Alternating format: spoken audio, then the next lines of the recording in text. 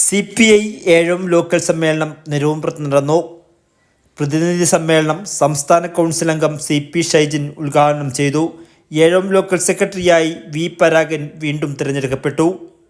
Party കോൺഗ്രസിന് മുന്നോടിയായി നടക്കുന്ന കല്യാശ്ശേരി മണ്ഡലത്തിലെ ആദ്യ ലോക്കൽ സമ്മേളനമാണ് ഏഴത്ത് നടന്നത്. NV ഹരിദാസൻ അധ്യക്ഷത വഹിച്ചു. മുതിർന്ന അംഗം VC രാഘവൻ പതാക ഉയർത്തിയതോടെയാണ് സമ്മേളനത്തിന് തുടക്കമായത്. രക്തസാക്ഷി പ്രമേയം KV ഗ്രീഷ്മയും അനുശോചന പ്രമേയം M രാമദാസനും അവതരിപ്പിച്ചു. Thavam Balakrishnan, Velikkath Raghavan, Reshma Paragan, PV Babu Rajendran, Jithesh Kannapuram, C Mohandas, Kannadiyan Bhaskaran, V Paragan തുടങ്ങിയവർ പങ്കെടുത്തു.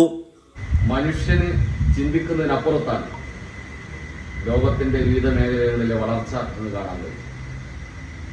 ഏറ്റവും ഒടുവിൽ മാർക്സ് മൂലധനം എഴുതുമ്പോൾ ചിലപ്പോൾ വെളിച്ചം പോലും ഉണ്ടാവായിരുന്നു. ഇന്ന് ആർട്ടിഫിഷ്യൽ ഇന്റലിജൻസിന്റെ ലോകത്താണ് നമ്മൾ ജീവിക്കുന്നത്.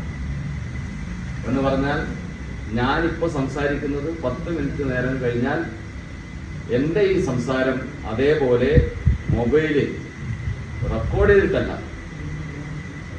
മനുഷ്യന്റെ കഴിവ് ഉപയോഗിച്ച്, ശാസ്ത്രത്തിന്റെ കഴിവ് ഉപയോഗിച്ച് അതേപോലെ എൻ്റെ സംസാരം കേൾക്കാനും എൻ്റെ ശരീര കാര്യങ്ങളെല്ലാം പ്രദർശിപ്പിക്കാനും കഴിയുന്ന വിധത്തിൽ അത്രയധികം ലോകം വികസിച്ചുകൊണ്ടിരിക്കുക.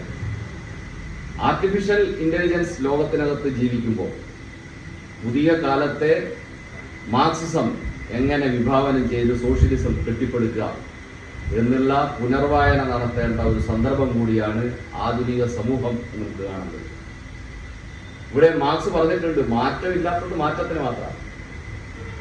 കാലത്തിനനുസരിച്ച് മാർക്സിസം അപ്ലൈ ചെയ്ത് ഉപയോഗപ്പെടുത്തി സമൂഹത്തിന് വേണ്ടി സോഷ്യലിസത്തിലേക്ക് രാജ്യത്തെ ജനങ്ങളെ കൊണ്ടുപോവുക എന്നുള്ള ലക്ഷ്യത്തിലേക്ക് കമ്മ്യൂണിസ്റ്റ് പാർട്ടി നേതൃത്വം നൽകണം എന്നാണ് മാർക്സ് വിഭാവനം ചെയ്തിട്ടുള്ളത്.